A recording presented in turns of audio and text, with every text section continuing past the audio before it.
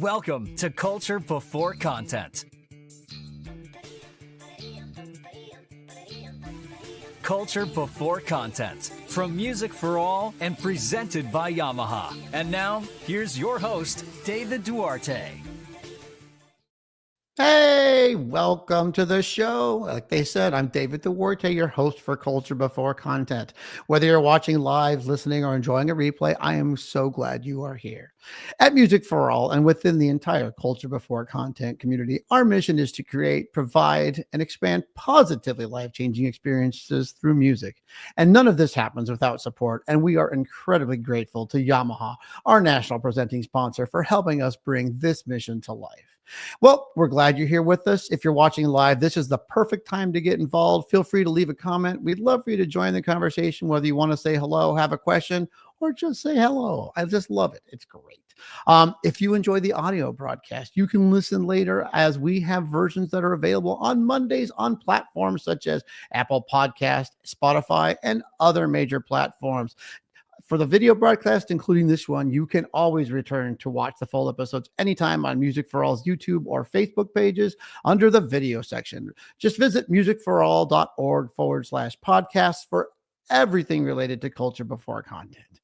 All right, let's get to last week. Last week was fascinating for me. It was like a deep dive going back into administrative land. It's been a while.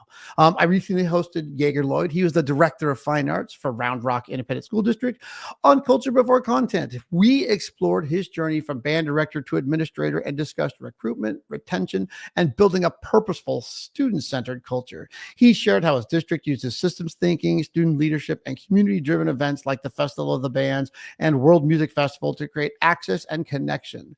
We also discussed grants. It was kind of fascinating. Vertical alignment and why students stay in band.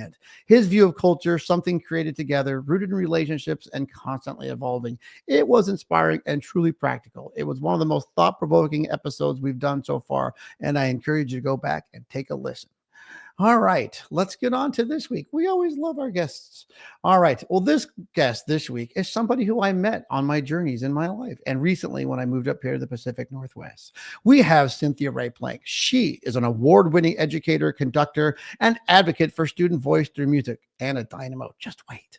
Her work in middle school band and jazz education has shaped programs, inspired teachers, and changed lives. She's known for her classroom excellence and leadership in building inclusive, student-centered ensembles that generally reflect the communities that they serve. Whether she's mentoring young educators, presenting at national clinics like Midwest, or performing herself, Cynthia brings a level of purpose, passion, and professionalism that sets a high standard.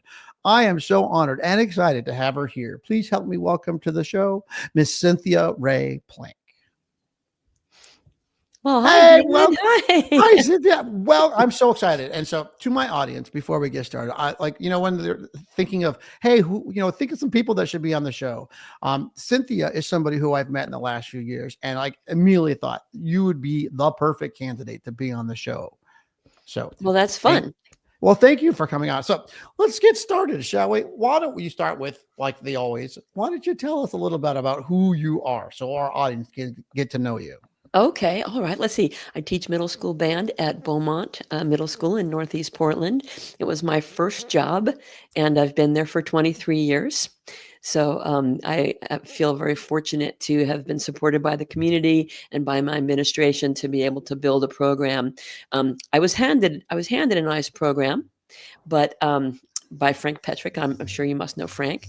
And I've had the support of the community and the students and the parents to just continue to build on the work that he did. Well, let's just dive right into like how amazing you are. So like my story is to the audience out there. We met when I was judging sight reading at a jazz festival up here in the Pacific. Actually, we were on the Washington side, not the Oregon, super far away from you, at least 2 miles. Anyway, and I got a chance to listen to her band sight read, and maybe we'll talk about that down the road. But her process for getting a band to sight read, I will tell you right now, I stole it instantly. It was amazing. The kids were engaged, amazing. amazing. And when you went to sight read, it was just absolutely near perfect. And that's one of those things that I admire about finding out why bands are successful in some of those things. So that's one of those cultures that, that we talk about. And the thing about that festival, and we were just talking about it before the show, is at the time, Portland schools had been on strike. And I don't remember, you had only been back to school for I think maybe since the prior Wednesday or something like that. I just remember just getting the kids to perform on stage and do music was you guys were out of school for almost a month. And then to have the band play that well in a sight reading was inspiring. And I think that's what started me wanting to get to know you. I'm like a fanboy on the outside, always watching what your programs do. So maybe let's talk a little bit about hey, what you been doing this weekend? Tell us up to you lately. Sure. Well, let's see. We just finished our festival circuit for the year, the different jazz festivals that we play at, and had a great weekend at the Bellevue High School Jazz Festival. That's a pretty big deal. There were 11 bands in our division, and they took 6 bands for playoffs, which was super fun. And we played well, and the students won first place at that event. And in the back, you can see they, instead of giving awards this year, instead of giving trophies, they gave signed prints by a local artist in Seattle. And this year's portraiture was Quincy Jones. And so everybody who made playoffs got a print of Quincy Jones, which I just think is so much better than trophies. Isn't that the truth? I was just thinking about that. I have these trophies that live in my band room, and I look at them all the time. But if you asked me which ones they were, I wouldn't tell you where they're from. I wouldn't be able to tell you anything about them other than their kind of decoration. But I see that artwork because that's in my band room, I've got all these jazz artists up there. I've got all the jazz. I got Miles Davis up there because that's my first unit always is my kind of blue unit. But I just think that's amazing because not only is it something that you can remember by, the kids can take and remember, but in the end, it's artwork that it creates, to me, conversation. And thinking about jazz, and I really want to talk a lot about jazz, especially middle school, and just getting how those conversations get started. But congratulations on that festival. And I think you had gone to a festival the week before. You were at Mount Hood, maybe. Yeah. And how'd that go? Mount Hood went pretty well. We won first place at that one as well. And my second band tied for fourth place, which was kind of exciting because they only meet 2 days a week. So I was able to, and it was only by 3 points. So I was able to say, look, if we had had more soloists, you guys might have placed, because they're the training band, and sometimes they're a little nervous to get started on improvisation. I'll look at that improvisation in a middle school, but let's just have the conversation. So, it's not always bring people on, let's just talk jazz. That's not really where I'm going with it. It just happens to be that's, the caveat of what you've been doing lately, because you have a full band program. But yeah. I'm just saying, if anybody's out there, I always say scan YouTube, because you're eventually going to find ways to listen to bands and to people. And I think I found you at, maybe it was Clackamas. You went to the Clackamas Festival, I think. And I found, and just the amount of music that you play, that you're playing standards. And the thing that catches my ear is how authentic the kids are getting into the style. So let's, and then I realized right beforehand, oh yeah, you've spoken at Midwest on this very topic. And what was your topic for Midwest? How to start a jazz band if you don't know anything about jazz. Yeah. So maybe we should talk about that, because it's not only how to start a jazz band, but for someone like you, okay, now the jazz band's up and running. These are the things that I do. And I always call them non-negotiables. So these are the non-negotiables that Cynthia has to make her program run. So maybe talk about your program, how it came to be, and what are those non-negotiables? Because I mean, literally, if you take a listen to her band audience, it's just amazing from the word go. And it's everywhere and every time. So talk about that. How, what is the work it takes to put a jazz band together at the middle school? Well, a couple different things, and it starts with the concert band program, right? Students in my jazz band are required to take concert band. And so one of the things that I was hoping to address today is, because people have been asking me if I wouldn't go ahead and do a presentation at Midwest or OMEA on how to motivate students to practice. And so all of this starts in the concert band classroom, as far as the expectation of how long it takes to set up, when you're ready for the warm-up, what is the purpose of the warm up? How do we incorporate the warm up into our playing? What's expected from the students as far as posture, attention, a sharpened pencil on the music stand, just the high expectations, I think, really help them succeed. If they will rise to whatever expectation you set. Oh, I believe that. But and this is maybe where I get a chance to go observational, because like I said, that's all that she said, audience, was there on the sight reading at that first. Like, it was just, I was just so amazed, because Cynthia really said nothing to the band other than about get started. And then the process, your sight reading process, just went like bing, bang, boom. But you say it's as easy as having a pencil on the stand, having your music, and all these things. But there has to be some other secret. Like, how do you get those expectations? Are they written? Are they reinforced? Do you have, I mean, what is it that you do to get those expectations to happen? Oh, look at that on the Midwest Clinic. There it is. Now you're teaching jazz band. You can start a solid program when you only know a little. That is very true. So anyway, talk about how you get these expectations in place. How do you get that culture?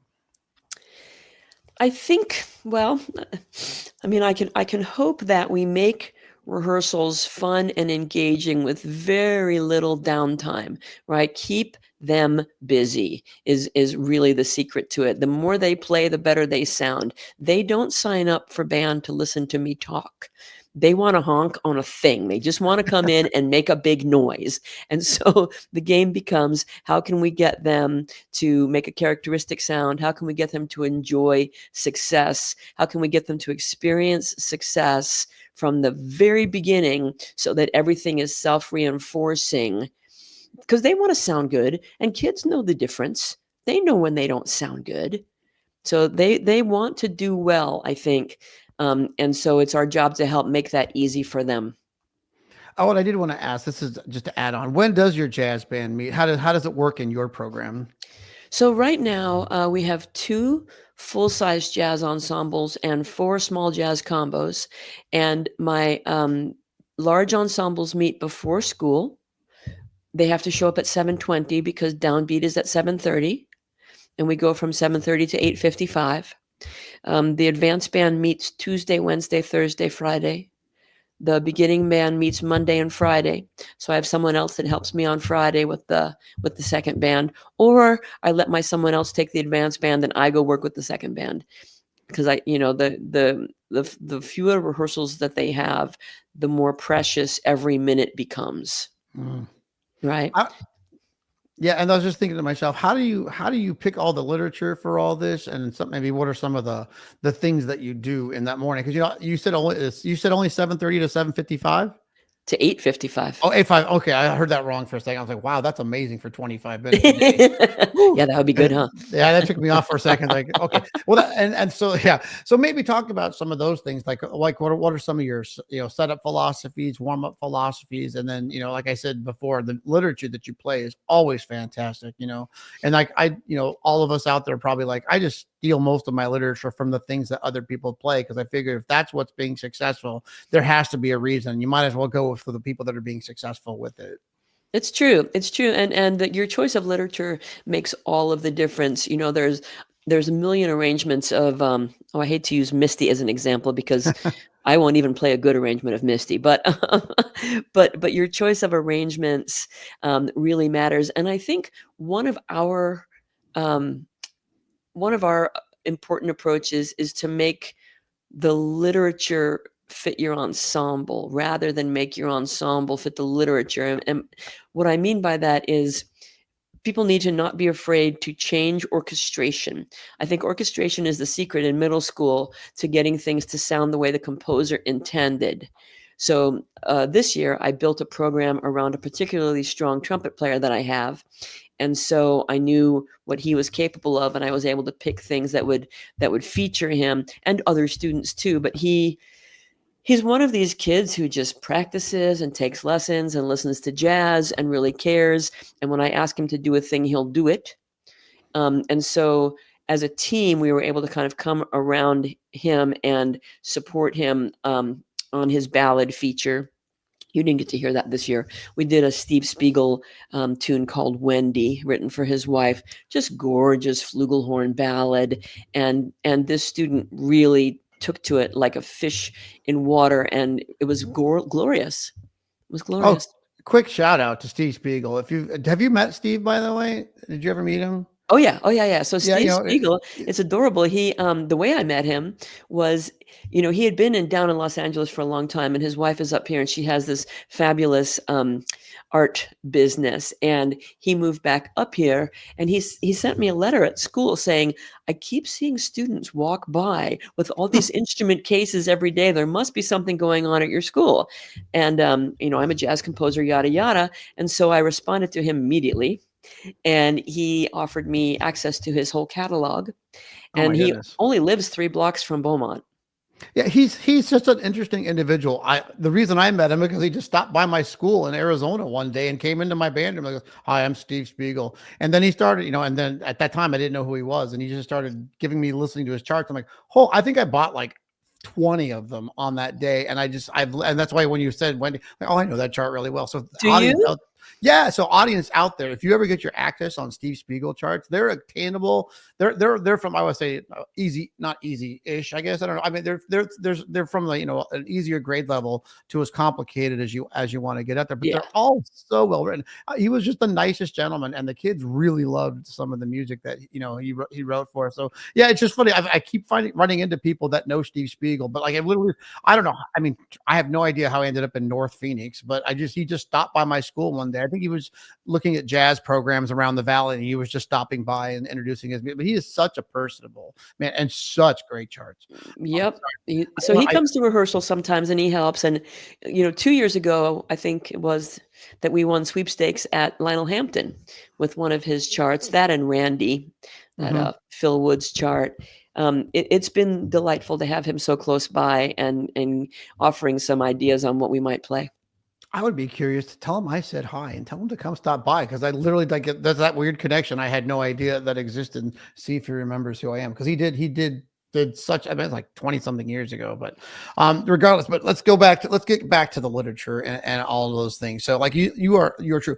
So the neat thing I like you said is like I particularly have a good trumpet player right now, and we're building around him. Because as I say to people, your band changes from year to year, but what I've noticed though, good teachers, the kids change, or like the superstars change, but the outcome of the band stays constant and the same.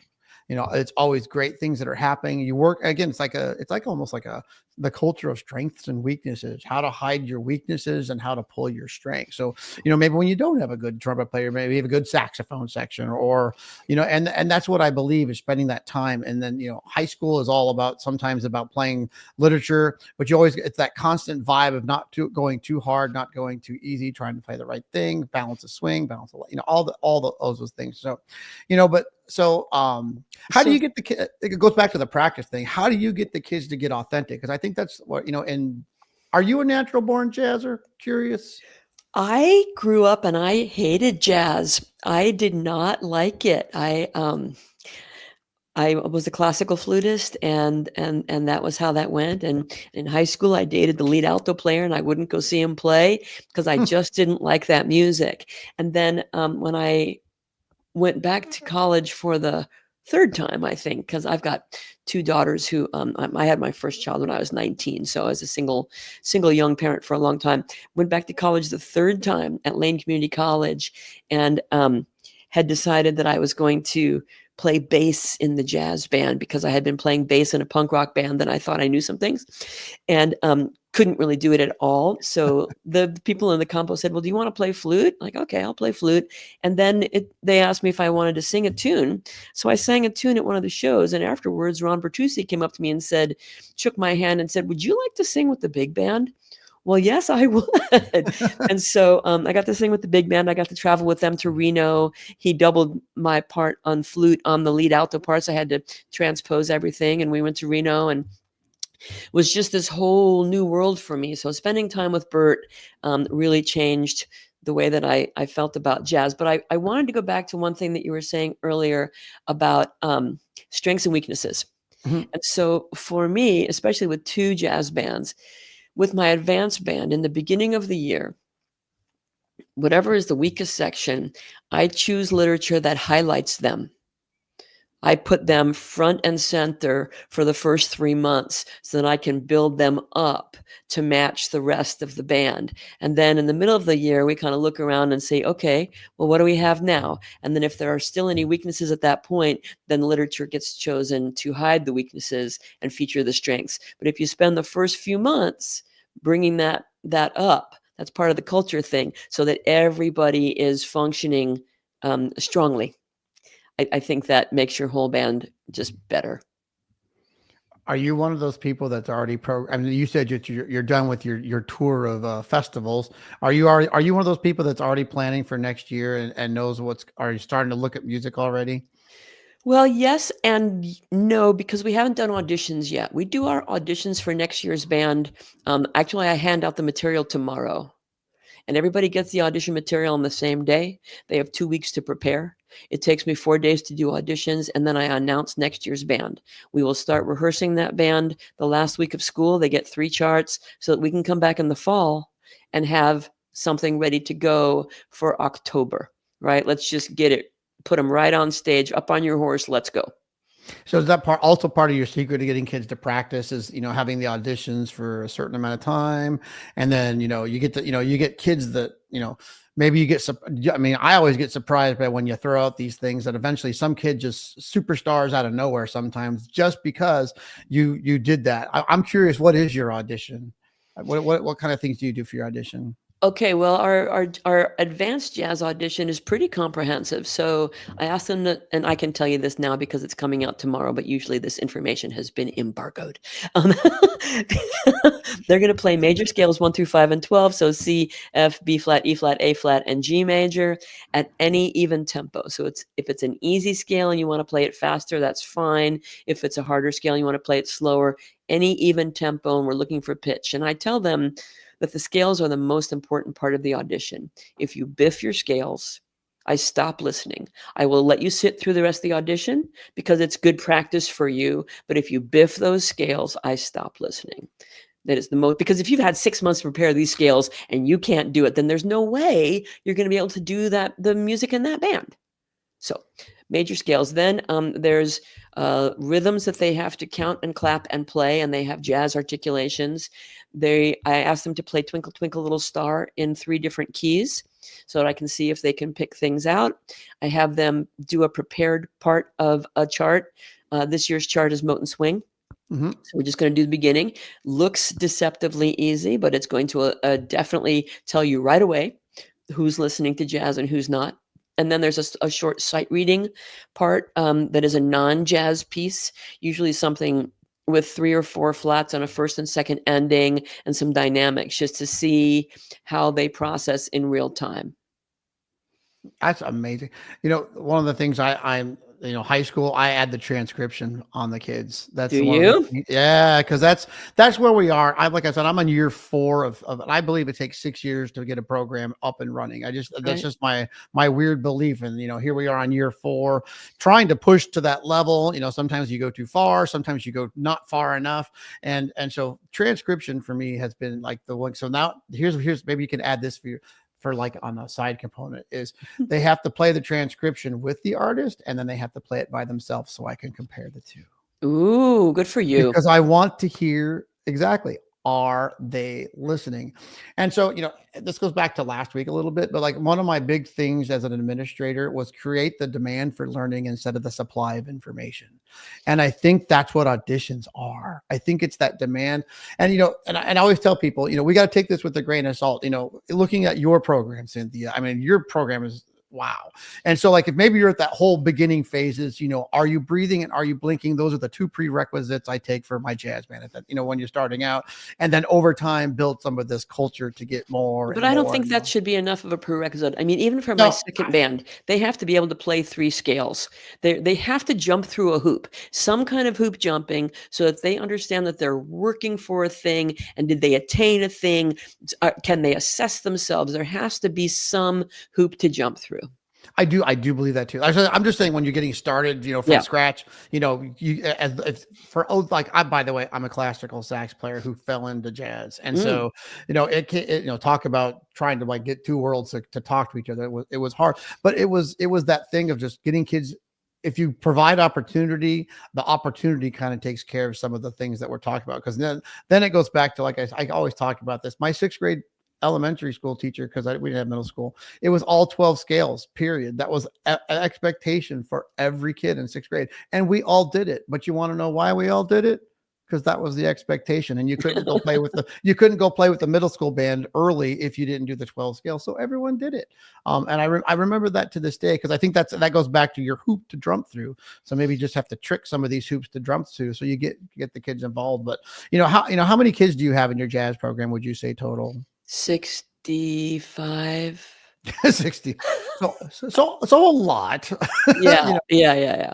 And so it's neat to see some of that. How many kids do you have overall in your program? So the funny part is, there's only 440 kids at our school, Right. and I think if you counted students that are enrolled, I probably have about 160, but I see about 225 a day, because some of these kids come to band 4 times a day. Wow. It's insane. It's fabulous. That's absolutely fabulous. They might come to the before school jazz band, and then they might play in 2 bands during the day, and then they might come after school for the practice club, or maybe they're a TA for me.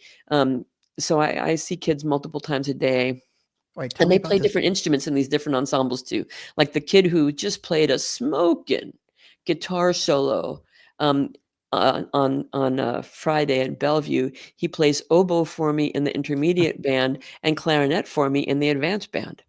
Was there an order to what instruments he learned first? Was he a oboe player first, clarinet, or just does all the above? He was a clarinet player, and then he came back after Christmas break and said, "Oh, I got an oboe, by the way. I'm gonna start playing oboe." Like, what? Okay, all right. And sure enough, he's one of these kids that listens and does what you say and practices, and he's kind and he's helpful and he's just fabulous.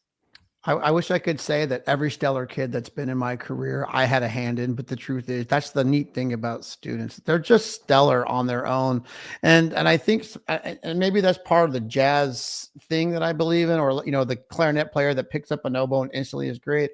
That culture is what creates it. And here's one of those things that just popped in my head is I've ran into teachers who won't let their kids learn multiple instruments. And I just, for the life of me, I cannot fathom why. It's going to ruin your embouchure. I'm like, I don't think that's how that works, but we'll go with it. Sometimes I do discourage, like, I think flute and trombone is a good double, because it's essentially the same embouchure. Same with flute and French horns. My other belief. Well, I don't know. French horn's kind of tight, but it's tight, but it's a good resource to find French horn players. That's true. I've moved flute players over to bassoon more than once, or flute players to bass. Because they have a good melodic sense. And if you have a bass player that has a melodic sense, your band is going to sound better. Oh my gosh. Just find any kid with time. I don't even care if you started yesterday. If you have time, you're in. Just give me a kid with good time. That's like prerequisite for bass players. You must have time. It is. We audition in 6th grade. Half the band thinks that they want to play percussion. And so what I tell them is I will take 10% of you. So if there's 80 in the class, I will take 8. But when we do the audition, the top 3 players get to decide if they would like to play electric bass or percussion. Time is the most important thing, because most humans don't hear bass pitches very well. If you play the wrong note, they won't know. But if you play the wrong rhythm, everybody knows right away. Yep. But how do you keep making jazz so accessible to students that might not be with no previous experience? How do you keep getting this funnel of kids that keeps coming into your not coming into your program, but how do you keep building this culture that you have of jazz? We start in the 6th grade.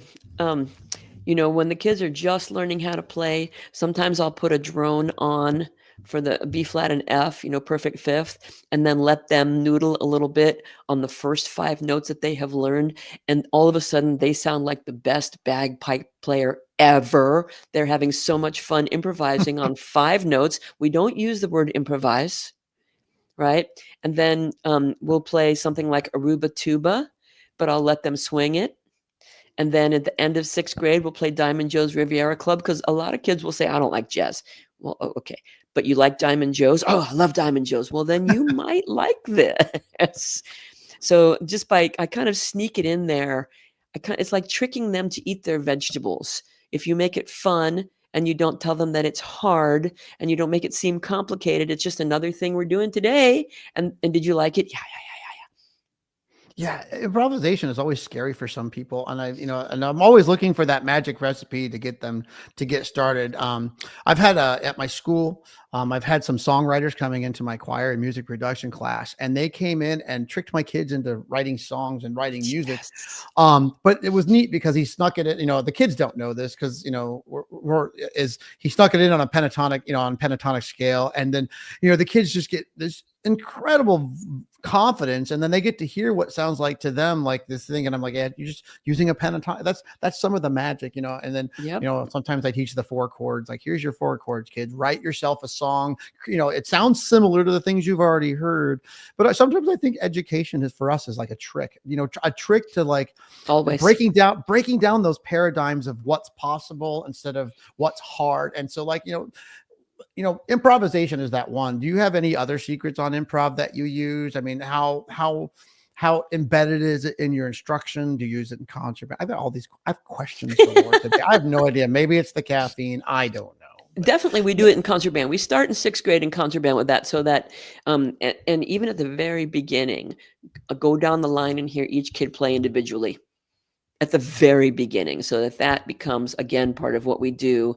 And it's not, you're going to be afraid of it, but how can I tell if you're doing it if I can't hear you by yourself? And I will say it was the same thing for us with COVID. When I taught band during COVID, and I was the mean teacher, you had to have your camera on. The rest of the school, they were doing classes Monday, Wednesday, Tuesday, Thursday, and Friday was Right. optional. Friday's not optional. You better show up, and you better have your camera on unless your parents have reached out to me and said that you have some kind of medical anxiety that you can't do it. You don't miss these days where it looks like. Here's the thing, the kids need to see each other. They needed to see each other, and I had the kids take turns leading the warm up. So one student would have their microphone on and everybody else would have theirs off, and they would announce how many beats a minute, and they would set their metronome, and I would hear that one kid play and lead the warm up. And we did it all the time. And so by the time COVID was over, I still had some semblance of a band program. And in the spring, we started meeting outside at people's houses to do jazz band. And we started meeting once a week in the park to do marching band. And marching band is not my jam, as it were, but it was an easy way to include every student in the grade level and play some fun music. And I'll tell you, David, neighbors came out of their house. They brought their other children. It was the best thing to do this once a week marching band at the park. We did it at Beaumont Wilshire Park. Oh, that's just incredible. It's one of the things that's just random, but like one of the secrets I had at COVID, and I'm going to give a shout out to Mark Winans, who is a retired band director in Scottsdale, Arizona. I used to judge one of his festivals, and I would get to watch his band warm up, and it was his concert band because I always came for the concert band festival for him, and he would have the kids do a phrase, and then the kids had to repeat it. So each kid gave out a phrase, and then the band kids repeated it, and that's how he and his jazz bands were great, by the way. But he used that little method of like everyone, and you're right, everyone plays by themselves at some point.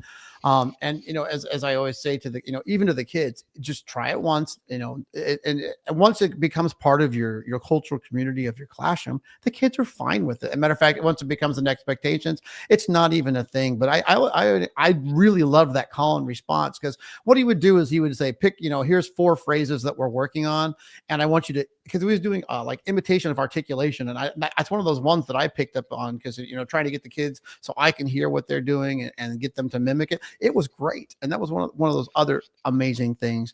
All right, but let's continue on with keep going back to this culture, because did your success at festivals, like, is it something that you started with, or this is something you've evolved to? How did you come up with kind of like the schedule that you keep with your kids? I am lucky that my husband is a patient, tolerant, helpful human who plays bass trombone. and that we don't have any small children at home, and right now we have one cat. So I hate to throw around the word workaholic, but the work-life balance thing is a constant. Not, I wouldn't want to say struggle, but it's always in the back of your head. What can you ask of your own family, and what can you ask of the band families? Because the kids in band, they also do other things like baseball and soccer and Hebrew school and all these things. So you have to be careful how many gigs you accept. You have to, when people ask me to bring the ambassadors somewhere, I have to evaluate what's in it for my kids. Do they get to play in a really cool room? Because I'm not going to go and play in another gym. Do they get to be, I can do that at home for free. Are they going to be part of a community event? Maybe there's a fish fry or something at the church and we're doing some kind of thing and we're contributing to community involvement. But we turn down more gigs than we accept. Because I have to be protective of their calendar and also my marriage. So, it's just part of it. Yeah, for the world out there, we out here in the Pacific Northwest, like I think I go a few more days past you. I don't know when you're ending, but it's all the way to mid-June before we're out of school. So June 12th. I'm June 16th, I think. Maybe 15th. I don't know. It's a Tuesday. I don't keep track, and there's not snow days this year, so I'm kind of excited. I get a Memorial Day weekend for a change. But that is also a question for even just your own personal side of culture. How does Cynthia keep busy on the outside? I know you've got your cat, and I know I was looking at pictures of flowers. But what is Cynthia's work-life balance? Let's see. I've already been out in the garden today for a couple hours. I went this morning to the Canby garden show with my friend Tracy. So that was super fun, and got some native plants that I want to put in this afternoon. I've been going to the gym. I try to see the trainer once a week now because 62 is a fabulous age, and yet you still want to make sure that you're maintaining muscle mass and bone density. I conduct the Oregon Symphonic Band, right? That's music for me, not just for the kids. And I sing in the swing band and like to play my flute when I can. So there's a lot of things I do outside of school.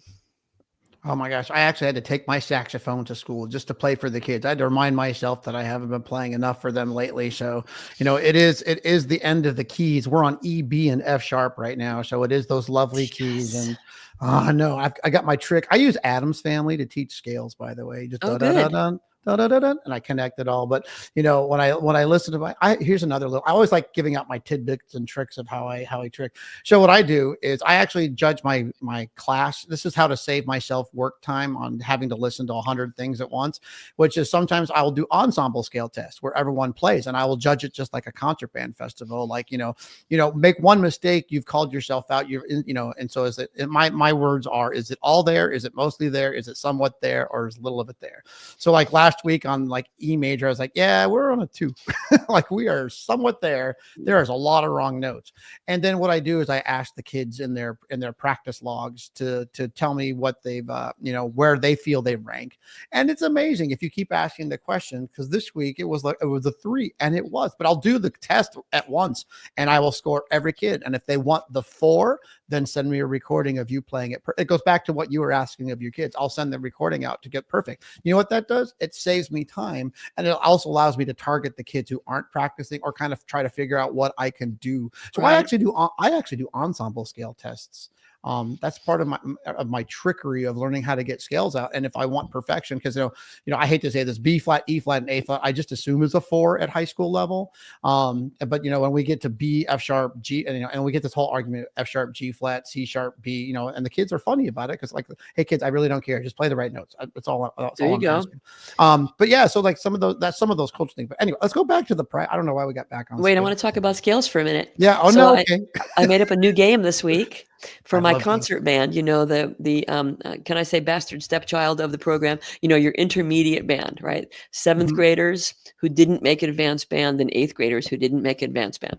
So they're expected to know those 6 major scales. So we made up a new game this week where each section, I went down the line and I heard students play their 6 scales. And if they made a mistake on scale 1, then we all play scale 1. And then I go to the next student. And if they made a mistake on scale 4, then we're all going to play scale 4. And if they don't make a mistake, so on scale 1, they get 1 point, scale 2, 2 points, scale 3. And so we kind of kept track of how many points each section was getting. And that way, if you only do one section per day, you don't use the whole class time, right? They're getting points for their team. And everybody's engaged because they're listening to see what scale the kid makes a mistake on. And now we're all going to play it. I think we all should get together and have like how do you do, I'm always looking for better ways to do things. Cause the old school me back in the, back in the 90s was, okay, you go. And then there was nothing to it. Okay. You didn't go yesterday. You go. No wonder the kids. And the other 50 kids are sitting there picking their nose, wondering when it's going to be over. Yeah. And I always say like the hardest part about testing kids in class is time management. And it was prom week last week. So all my classes were like 40 minutes. So then it's like, oh yeah, I still need to get scale testing out. You make it work. And then you just change it. So let's go back to the work-life balance. Do you have any big plans for the summer? I mean, how do you rejuvenate? How do you keep staying so awesome? Well, thank you. This summer is going to be a little bit funny because I had originally thought that this would be my last year at Beaumont. But after the strike and, we just bought a house and a car and whatnot. So I'm going to do 2 more years. But when I thought it was going to be my last year, we booked a cruise, 18-day cruise to Alaska. Oh, wow. And it starts the week before school. So I'm going to miss 2.5 weeks of school. Good for you. Yeah, maybe. We'll see how that all goes. I have a really excellent sub lined up, but we'll see what happens. So my garden, for sure. We have 3 chickens. I love where we live. We live in Gresham, but it's right outside of a protected area. So it's all greenery around us. Really, I can almost see no one's house from here. It's just fabulous. So I'm a little bit of not a recluse, but I really value my alone time, my time in the garden. Like driving to Bellevue this weekend, Corey couldn't come with me. And so I was in the car by myself for 3 hours. And it was heaven. It was fine. And for anybody who doesn't know, that drive up I-5 is not the most exciting drive from Portland to Seattle. It is quite barren, not barren. It's just, it's all right. So let's talk even more. So you also you mentioned the Oregon Symphonic Band. Do you have, what are the things that you do outside musically that, what's your adult side of musically? And maybe talk about the Oregon Symphonic Band. I'm always curious, how all of us seem to all have this similar life that we do to keep ourselves going. I feel very lucky that the music community in Portland and Gresham and Oregon actually is so supportive and so interconnected. So I auditioned to be an associate conductor for Oregon Symphonic Band, and that has been a real blessing to work with musicians at that level. Each concert, we get 4 rehearsals only, and then you play 2 concerts, and it's really, really fabulous to be able to do high-level literature with players that really respond and perform at great places. We played at the Reeser. We're getting ready right now to do a Memorial Day concert up at the cemetery. So that'll be fun and be outside, and it's kind of a civic duty kind of thing, but it's nice. It's part of that culture of giving back to the community, and at the same time keeping my own musical skills as a conductor and a band leader and an empathetic human that's helping other humans to make beautiful sounds for whatever reason. That's kind of a blessing. That's amazing. I played the Tempe Winds for 20. The only reason I stopped is because I kind of moved. And then, like I said, kind of like when I turned 50, I kind of realized I don't really have anywhere to play. So now I just kind of play around town here and there whenever I can. But that's one of those things I always encourage people: keep your instrument, keep what makes you a teacher. So that goes back to kind of like the legacy of you, the music teacher. How do you know that you've made a lasting impact on your students? There's a question for you. Like what do you want your students to get out of you being your teacher? I like to think of my job as taking over the world through middle school band, so that we're teaching etiquette, we're teaching interpersonal skills, we're teaching respect, we're teaching cooperation, we're teaching taking turns, we're teaching balance in a conversation, all of these things that are life skills that we get to do through music. And when I'm lucky, kids come back and say, wow, the discipline that I learned here, and the time management and the personal accountability that I learned in your program have contributed to my success in all of these different areas. That's when I know that things are going well. Do you have any stories of like a student that's really exemplifies all of that or some of that? Sure. Is there, maybe give us give us a share, that lasting impression that you've had. And, because I think as I would say, those of us who've been teaching a little while, I'll just say a little while, we have students that we know, you got people in your head, but, something that exemplifies, your pride in your students. Well, so this is a cute one.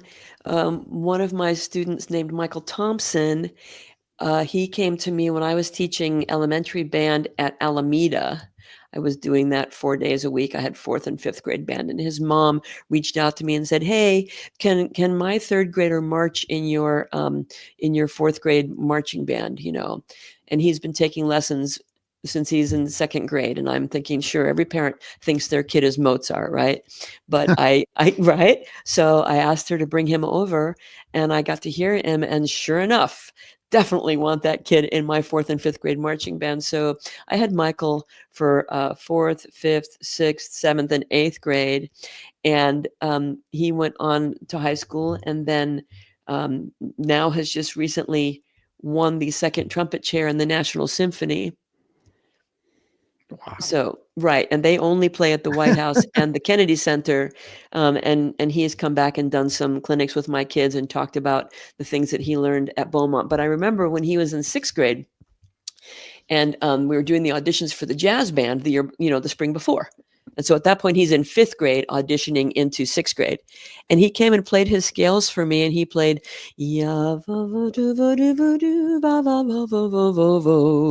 every single one of his scales was just like the sun came out of the clouds. And so he was a 6th grader in that advanced band.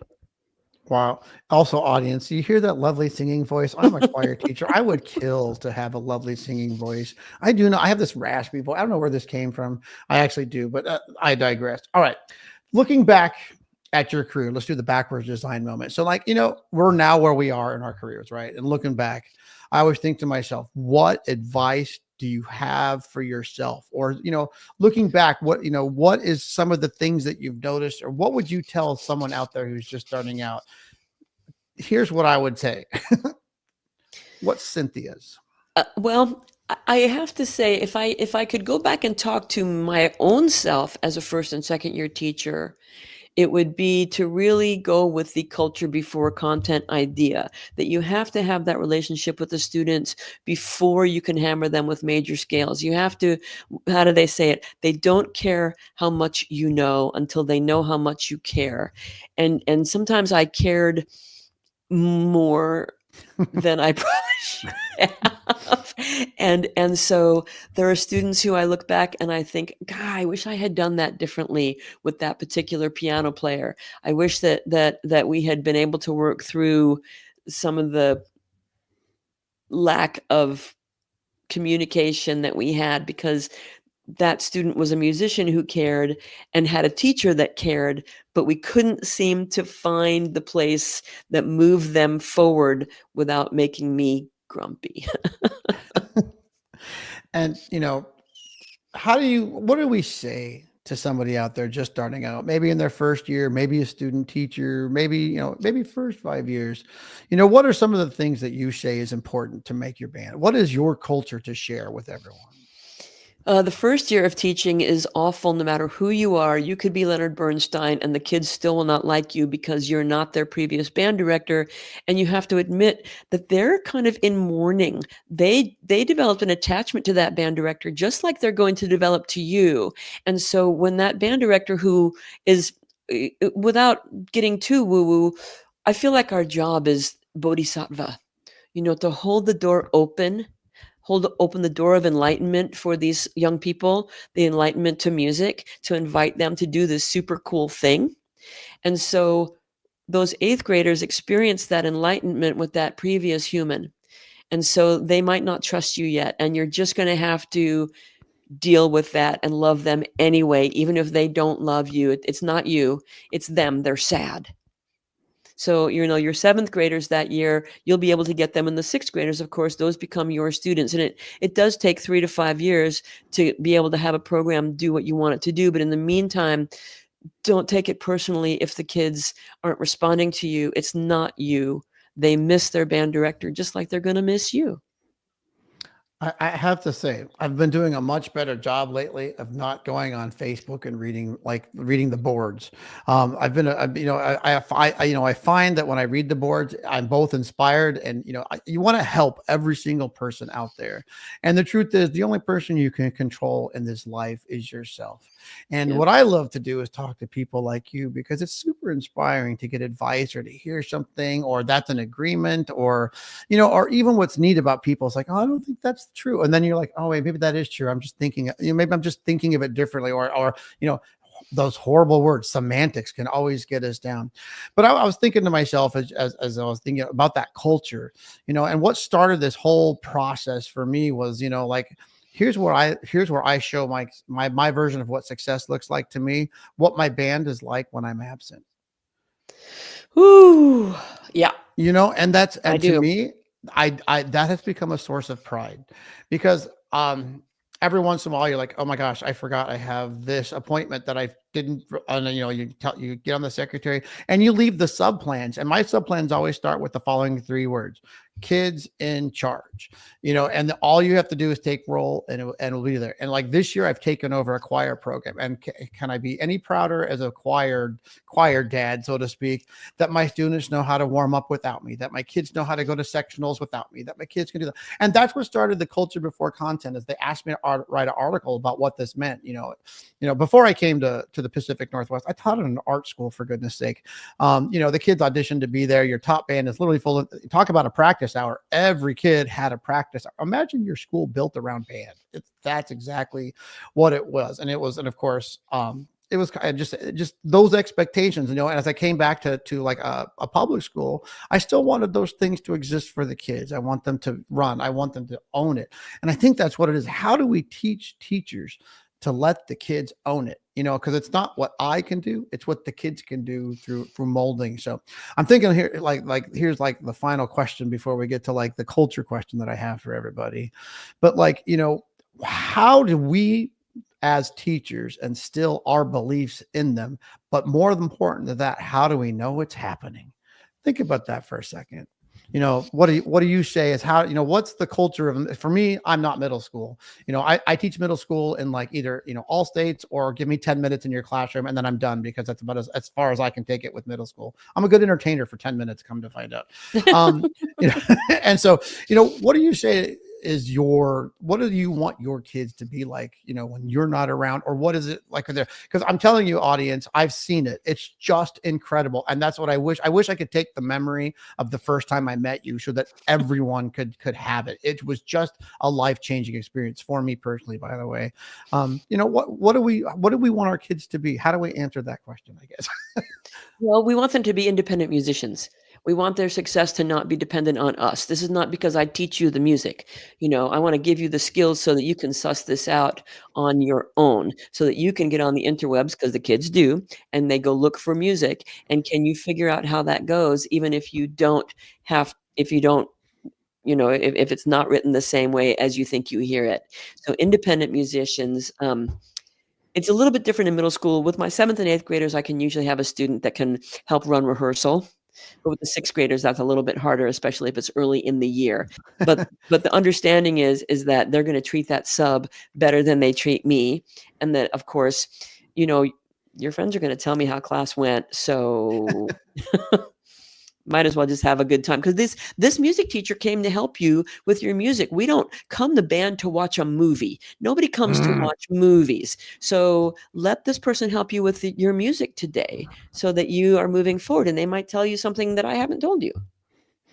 All right. So here comes the scary thought of the day. We've been going for around 54, 55 minutes. We have, got to the end of our journey. And the thing is, I don't think we've really even touched a lot on the journey other than just getting to know, getting the audience to know. I feel like there needs to be culture before content too. Let's talk to the person about, who they are and what they are and how we can, I always say now that we've gotten the culture part of it, I would love to get I should have content after culture. Hey, world, that's a nice podcast, content after culture. And I always ask every guest, what does culture mean to you? What is your final thought on culture for our audience? I think, and we mentioned this earlier, but I'll just say it again, that students will rise to whatever expectation you set for them. And so if you expect them to be successful and respectful and to try their hardest, even if they're going to sound like moose farts for the first 2 weeks on trombone, it's okay. That's our plan. But you're working towards getting better. And the expectation is that you're taking care of your instrument. You're ready to play. You're ready to listen. You're ready to learn. So that we as a team are moving forward. We all appreciate each other's strengths and weaknesses. We never laugh at each other. It's, I don't know. I think it's important to be supportive and kind in the classroom so that you can be supportive and kind in the rest of your life. Well, you are amazing, plain, pure, and simple. And like I said, I've wanted to have you on this, since they said that I was hosting a podcast, you were one of the first people that popped in my head that the world needs to get to know. So I hope you listen, world, and get a chance to know everyone. But I do love to share the emails, and I do love to share ways to get in contact with people, because all of us are the same way. You send us something, we'll respond. It's who we are. I think we're teacher for teacher, teacher for students, teacher for anyone who listens to us talk. Anyway, her email is plank.cynthia, and it's plank.cynthia. That's the easiest one I've had in a while, at gmail.com. So plank.cynthia@gmail.com. That kind of is a nice little iambic pentameter thing going there. That's pretty slick. But I do encourage you all to look up her bands out on the internet and find them, because I found them, and I have heard the trumpet player that you have, and it's just fantastic. Her middle school band sounds like an incredible band regardless of age. And you can get to our website at beaumontmusic.net, which is BEAUMONTMUSIC.net. You can reach the Oregon Symphonic Band at Oregon Symphonic Band, all one word, .com. I'm not spelling that because I think we got those down. All that. But Cynthia, oh my gosh, again, we could spend another hour just talking. I actually go over the flowers. Your flower pictures are gorgeous. By the way. Thank you. And to those of you who are listening, she's been sitting in her little atrium area, and it's just gorgeous. It's oddly sunny in the Portland area. And to our audience, Cynthia is the closest guest I've ever had. I think we're about 4 miles apart at this point, separated by a river that keeps us like a half an hour apart. But thank you so much for coming on the show today. You are a beacon of amazing for wherever you are. Having me. Oh, thank you. All right, Cynthia, bye-bye. All right, kids, another show. And thanks for joining us. We invite you to share this exciting podcast on your social media. By doing this, you'll help us spread our message and reach even more amazing teachers who can benefit from listening. And a friendly reminder that you can access this on YouTube, Facebook, Apple Podcasts, Spotify, and various other platforms. Simply go to musicforall.org/podcast. You can always reach me at david.duarte@me.com. I know, super original. And I do have a website, which is davidduarte.org. I have a bunch of, music ed stuff on there. There's a whole scope and sequence. I always encourage people. I have outcomes and benchmarks. They're great. Anyway, and this is all possible thanks to the amazing Culture Before Content team, whom I would always like to thank. Thank you, everyone in the background who makes this happen. And I also want to thank Music for All and our wonderful national sponsor, Yamaha, for their invaluable support. Well, thank you for being a part of our culture. Oh, I can't say the word. Thank you for being a part of our culture today. I'm David Duarte, your host, and I look forward to having you with us next time.